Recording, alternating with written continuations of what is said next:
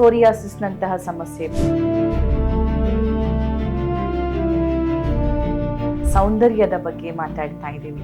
Especially psoriasis ಇತ್ತು ಅಂದ್ರೆ ಇದು ಇನ್ಫೆಕ್ಷನ್ ಆಗಲ್ಲ ಬೇರೆಯವರಿಗೆ, ಬಟ್ ಯಾರೆಲ್ಲ ಭಯಪಡ್ತಾರಂತೆ ಪಕ್ಕದಲ್ಲಿ ಕುತ್ಕೊಂಡು.